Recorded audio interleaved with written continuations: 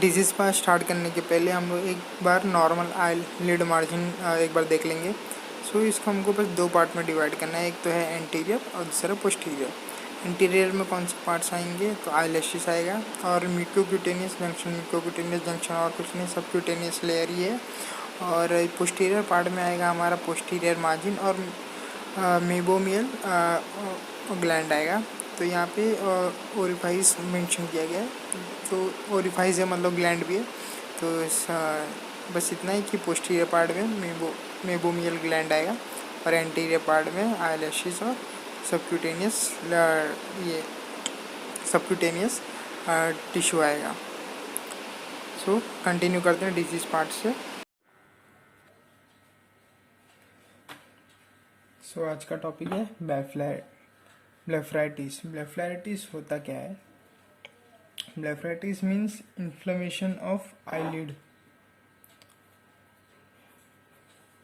Inflammation of eyelid.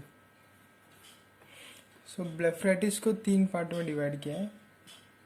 First anterior, posterior,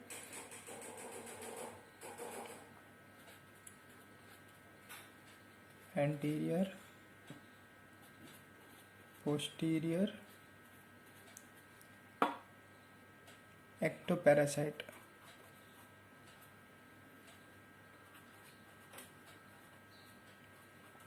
three parts में divide किया है ब्लेफराइटिस को, एंटीरियर, पोस्टीरियर और ectoparasite. So first anterior blepharitis देखते हैं।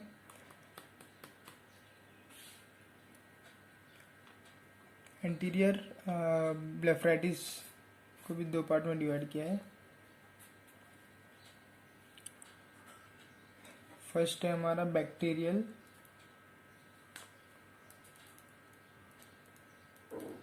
ब्लेफराइटिस,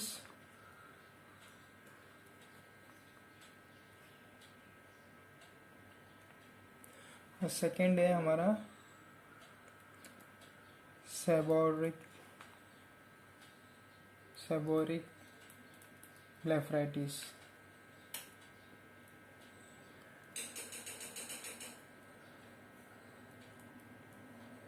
पहले देखते हैं बैक्टीरियल ब्लेफराइटिस। तो बैक्टीरियल कौन सा बैक्टीरिया इन्वॉल्व रहता है? तो होता है स्टेफिलोकोकस ऑरियस। तो ऑर्गेनिज्म इन्वॉल्व इज स्टेफिलोकोकस स्टेफोरियस। Organism involved here is Staphylococcus aureus and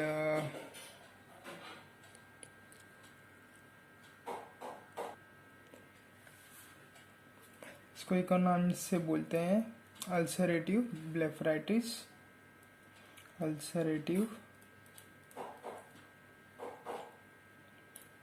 blepharitis.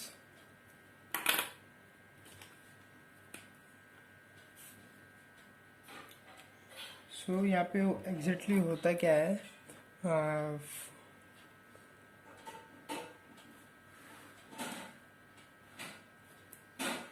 ये हमारी अपर आईलिड में ये हमारे आईलैशेस और आईलैशेस की जो रूट्स होते हैं यहाँ पे क्रस्ट फॉर्मेशन होता है। क्रस्ट फॉर्मेशन यहाँ पे सेल डेब्रिस भी दिखता है। तो यहाँ पे दिखता है हमको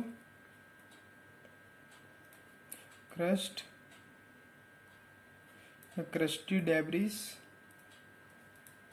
कुछ इस तरह दिखता है। सो whenever there is a eyelash fall, there is a bleeding also.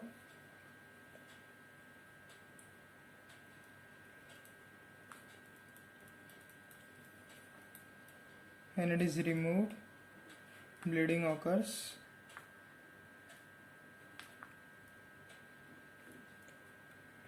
And in bacterial blepharitis, there are four main complications seen. They are as complications.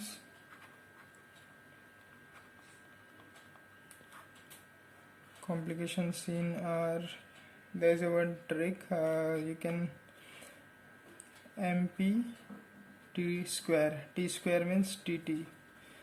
MPT. M means madarosis. Madarosis means loss of eyelashes.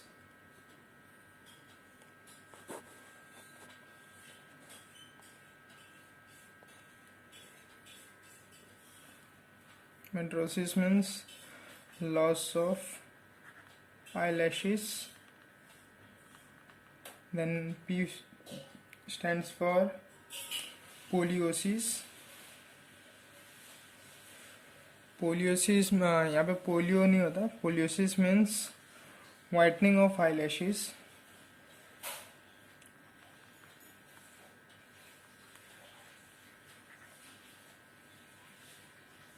Whitening of eyelashes. Then T stands for tylosis, thickening of eyelashes, and others T stands for trichiasis.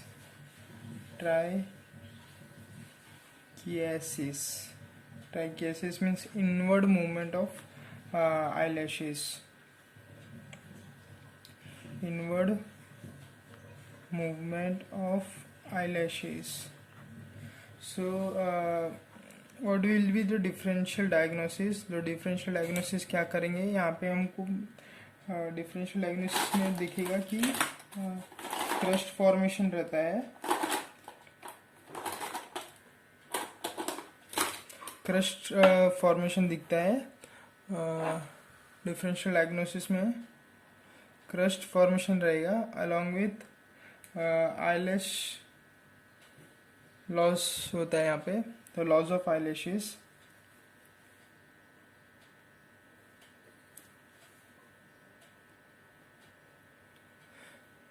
Line of treatment adopted here is line of treatment.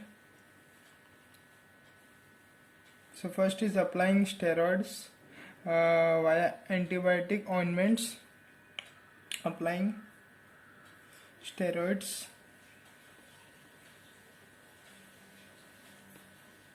via antibiotic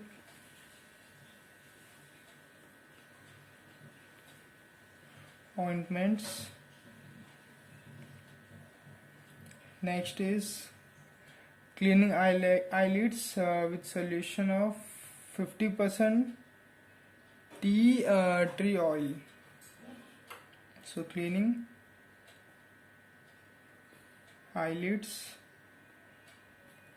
with a solution containing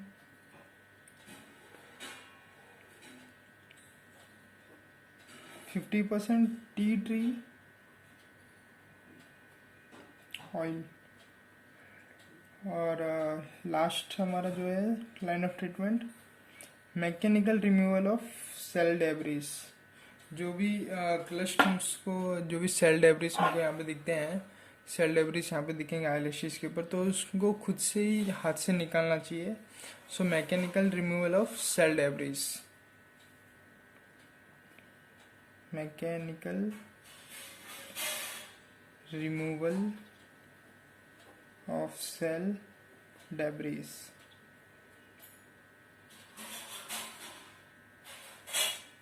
सो ये हो गया हमारा पूरा bacterial blepharitis.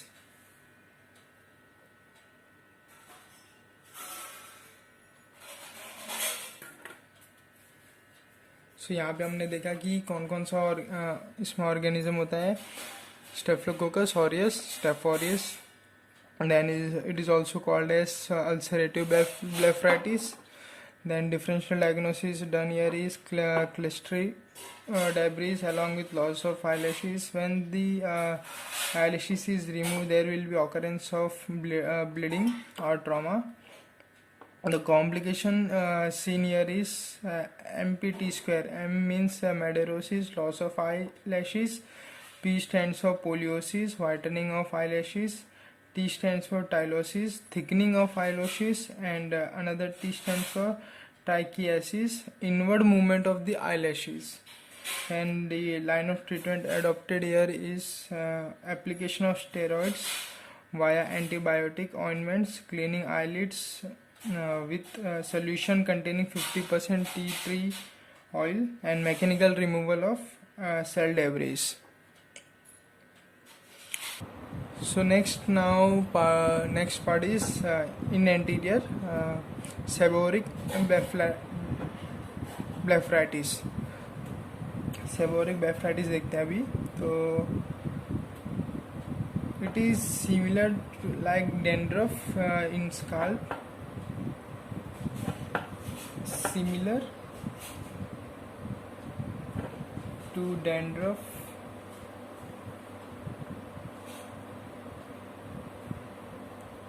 अपने सिर के ऊपर जो डैंड्रफ्स होते हैं जो पाए जाते हैं वो सेम होता है इसकी जैसा ही. इसमें सिम्टम्स देखते हैं क्या क्या होता है. तो सिम्टम्स इन्वॉल्व, सिम्टम्स यहाँ पे दिखेंगे हमको. इचिंग, इची आईलिड, आईलिड के ऊपर खुजली आना, और tearing, dryness, burning sensation,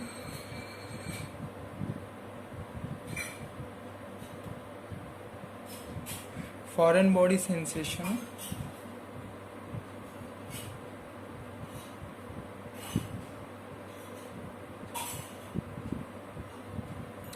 then next swollen eyelid, that is inflammation will be seen. Swollen eyelid, and these are the symptoms. Next is the complication seen. So there will be stye,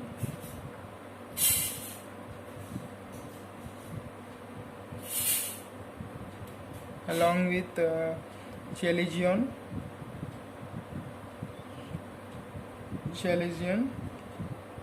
and ulceration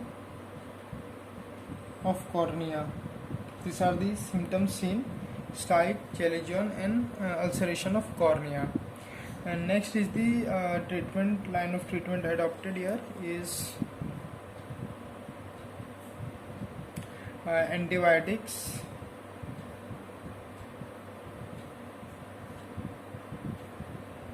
Antibiotics such as doxycycline, then tetracycline.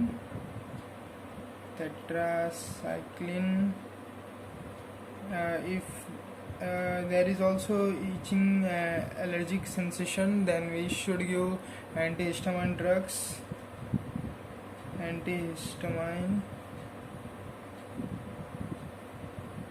If any allergic condition, then omega-3 fatty acid orally, along with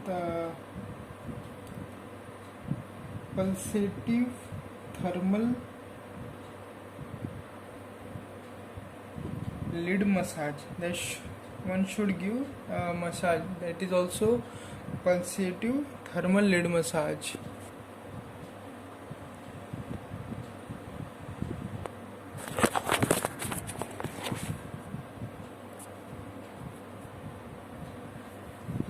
And the next is maintain hygiene.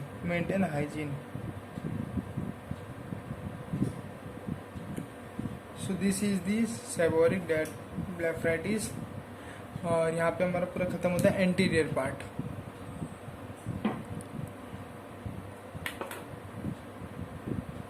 Next देखते हैं posterior part में क्या होता है. Posterior part को हम दो part में डिवाइड करेंगे. तो फर्स्ट है हमारा पोस्टीरियर पार्ट में सबको पता है कि वहाँ पे प्रेजेंट होता है हमारा मेबोमियल ग्लैंड। सो यहाँ पे होता क्या है कि यहाँ पे दिखता है हमको इन्फ्लेमेशन ऑफ मेबोमियल ग्लैंड।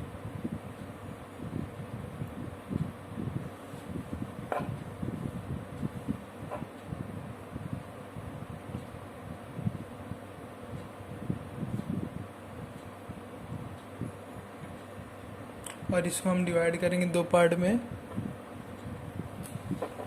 फर्स्ट है हमारा क्रोनिक और सेकंड है हमारा एक्यूट।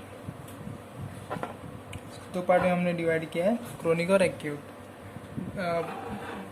Posterior blepharitis.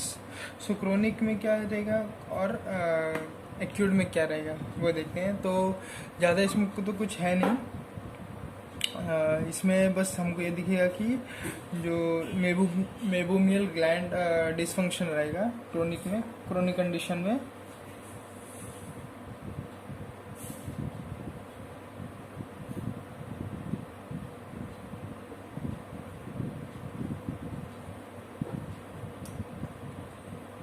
और जो एक्यूट रहेगा, एक्यूट में मेनली इन्फेक्शन रहेगा, वहाँ पे भी ऑर्गेनिज्म रहता है स्टेफोरियस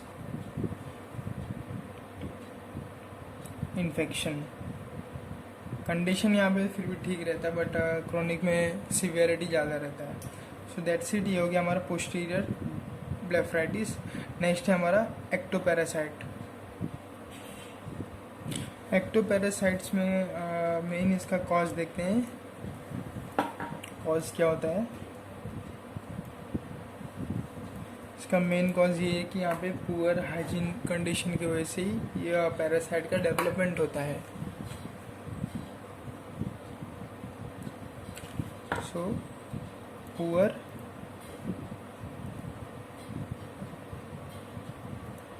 हाइजीनिक कंडीशन। सो यहाँ पे भी दो पार्ट होते हैं, दो डिजीज बताए गए हैं। तो एक है हमारा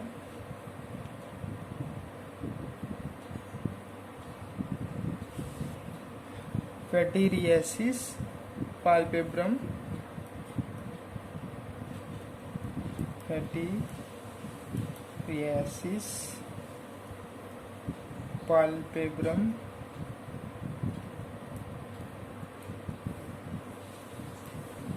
और सेकेंड है पेडिक्यूलोसिस।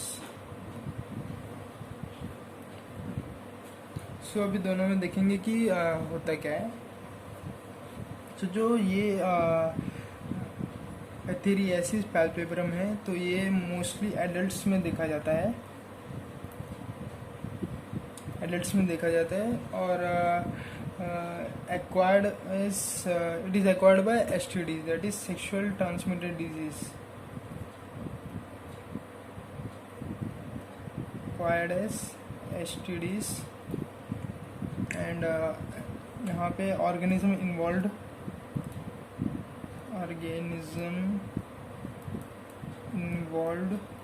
Is क्रैबलोस,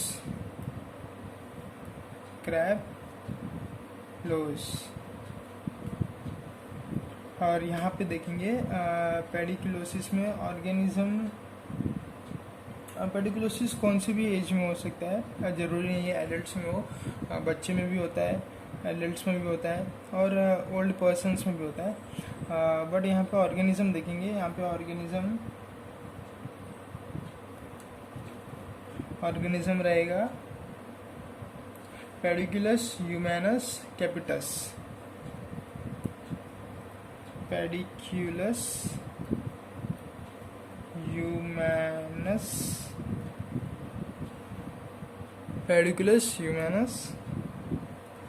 capitis. सो यहाँ पे ये ऑर्गेनिज्म इन्वॉल्व होता है। सो इनका नॉर्मल ट्रीटमेंट देख लेंगे, दोनों का एक ही ट्रीटमेंट किया जाता है।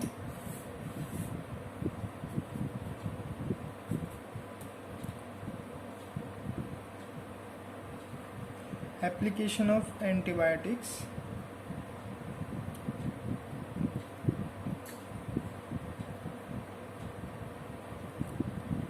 Antibiotic ointments and yellow mercuric acid,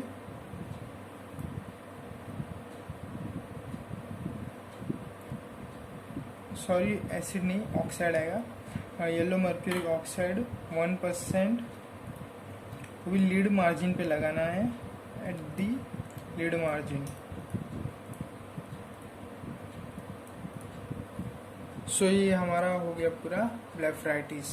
blepharitis में हमने देखा एंटीरियर में दो पार्ट में, एक है बैक्टीरियल ब्लेफराइटिस और दूसरा है सेबोरिक ब्लेफराइटिस। उसके बाद एंटीरियर में, फिर इसके बाद पोस्टीरियर में देखा इसमें इतना कुछ था नहीं, बस दो स्टेजेस हैं यहाँ पे, क्रोनिक और एक्यूट। फिर नेक्स्ट उसके बाद हमने देखा कि एक्टोपैरासाइट्स में पुअर हाइजीन कंडीशन की वजह से ये डिजीज पैरासाइट्स वहाँ पे लीड मार्जिन पे अपेयर होते हैं। और यहाँ पे भी दो कंडीशंस है, एक है हमारा पेडिकुलोसिस और दूसरा है पैथेरियासिस पाल्पेब्रम। सो ये दोनों का कैसा ऑर्गेनिज्म से और इनमें क्या ट्रीटमेंट करते हैं। सो ये हमारा पूरा हो गया ब्लेफराइटिस।